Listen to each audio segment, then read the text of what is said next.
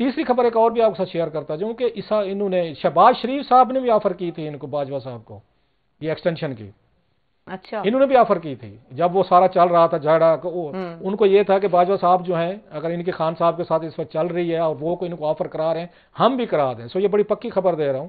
تو لی کیوں نہیں ان میں سے کوئی بھی آفر جنرل باجوہ نے؟ باجوہ صاحب اب تو ریگریٹس کرتے ہیں، جو ان کے لوگ ان کو ملتے ہیں نا بڑے قریبی، اب وہ ریگریٹس کرتے ہیں کہ مجھے یہ اس کی ایکسٹینشن پہلے لینی نہیں چاہیے تھی، پہلے 3 سال بھگتا کے مجھے سائٹ پہ ہو جانا چاہیے. وہ یہ بھی کہتے ہیں کہ میں نے مانگی بھی نہیں تھی، میں نے کہا بھی نہیں تھی خان صاحب کو، خان صاحب نے خود مجھے انہوں نے آفر کی تھی کہ آپ ایکسٹینشن لے لیں. میرا ذاتی طور پر کچھ اور خیال ہے، میں اسے یہ ان کا پوائنٹ آف ویو ہے جنرل باجوہ صاحب کا.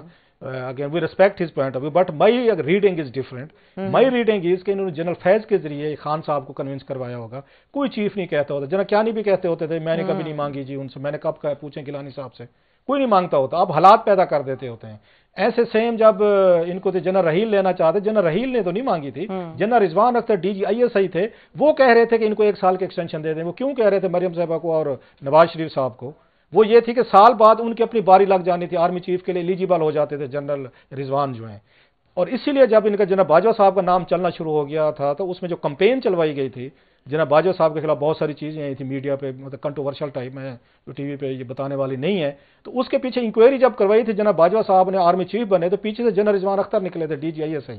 انہوں نے پھر آتے ہی ان کو DGISI سے ان کو ہٹا دیا تھا اور باقاعدہ ان کو میسج دیا گیا تھا کہ آپ استعفیٰ دیں، چھوڑ کے جائیں، چلیں، آپ کا ٹرائل وغیرہ نہیں کرتے. اتنی بات سیریس تھی، یہ باجوہ صاحب کو پتہ تھا ساری چیزوں کا.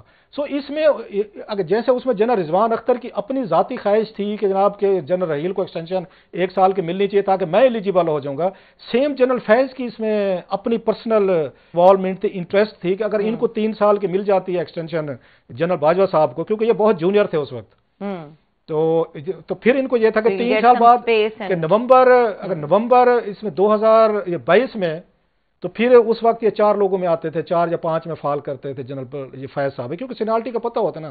سو جنرل فیض کے اس میں تھا، مطلب گریٹر انٹرسٹ میں تھا کہ جنرل باجوہ صاحب کو ملنی چاہیے. سو انہوں نے جنرل باجوہ صاحب کی اپنی بھی خواہش تھی، کون چھوڑنا چاہتا ہے، اتنی پاورفل کلاؤٹ ہے.